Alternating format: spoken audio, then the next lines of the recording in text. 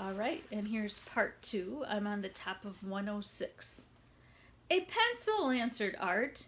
Aldo stared at the pencil for a second. I think you're right, but what does it look like to Humphrey? Aldo asked. To tell you the truth, I thought it looked like a pencil, but that clearly wasn't the answer Aldo wanted. He approached my cage and held the pencil up right in front of me, very close. What do you think Humphrey sees? The class was quiet for a few seconds before hands began going up. Even Heidi remembered to raise her hand. Aldo picked Kirk this time. He probably sees a big strip of yellow, he said. I think you're right. What do you think? Aldo pointed to Sae. Maybe something grainy, like a yellow tree trunk, she answered. Yeah, if you look closely, you can see the texture. Aldo turned to me. Right, Humphrey?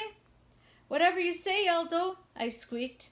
That sent Gail giggling until she caught Heidi's eye. Heidi made a face at her, and Gail turned serious. So, today we're going to look at the world from Humphrey's eye point of view. Ready to start?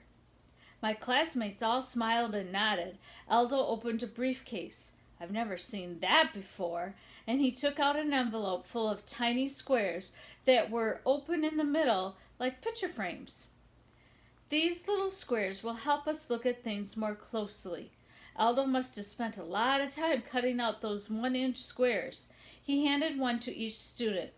Next, he took out all kinds of things from his briefcase and spread them on Mrs. Brisbane's desk.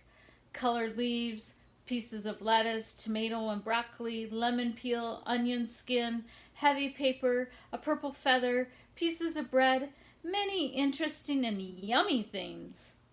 I want you to draw what you see with your colored pencils or crayons and answer a few questions, said Aldo. Okay, you can start exploring now.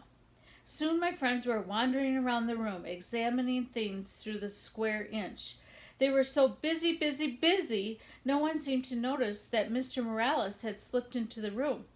He and Mrs. Brisbane both watched Aldo. They were nodding and smiling. The kids were smiling too. Oh, you should see this! AJ yelled as he viewed his glove through the square. I was the only one who noticed that Sae went over to Tabitha and asked her if she could borrow Smiley and study his fur. He's not here, Tabitha answered. He's at home. You could have knocked me over with a purple feather. While my friends looked at the world from a different point of view, I looked at Og. How did he see the world? His goofy eyes pointed in 2 separate directions. Perhaps I looked like 2 hamsters, or a much bigger hamster than I am. Maybe that's why he leaped at me the first night. It would take more than looking through a little square for me to figure out Og. After a while, Aldo asked the kids to return to their seats. What did you see? He asked them. They couldn't wait to share their discoveries. AJ said his glove had 1,000,000 little squares where the lines of yarn crisscrossed. Art's green leaf had a lot of yellow in it, and although it seemed smooth, when you saw it up close it was covered with wrinkles. Og's green skin had black dots on it. According to Mandy, my beautiful golden fur was actually brown and white as well as yellow. And what did you learn? Asked Aldo. Gail raised her hand. That things look different when you look at them more closely. Aldo smiled broadly. Good, you learned to observe. He wrote the word on the board. And observation is what scientists do. Sometimes they use microscopes or telescopes to get a closer look. The more you observe, the more you learn. Today you took a first step towards being a scientist. Wow, I never knew I was in a class full of scientists. The recess bell rang. As they hurried to get to their coats, my classmates thanked Aldo one by one. Finally, no one was left except Aldo, Mrs. Brisbane, and Principal Morales. Excellent job, said Mrs. Brisbane. I wish you'd come back and get them excited over math. Now, are we going to send in that application? Asked the principal. Aldo nodded. I'm going to do it. I'd like to add something to that application. A letter of recommendation, said Mrs. Brisbane.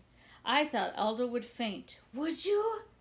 I'd be proud to write one too, said Principal Morales. I can't thank you enough, said Aldo. Do me one favor, added the principal. When you graduate and are ready to start teaching, you come to Longfellow School first. Aldo shook his hand. I wouldn't go anywhere else, he said. Whew, that was a relief. I was sad, sad, sad when Miss Mack left for Brazil. I'd be even sadder if Aldo left too. Here's the quote. Tell me your friends and I'll tell you who you are. All right, you guys have a great day.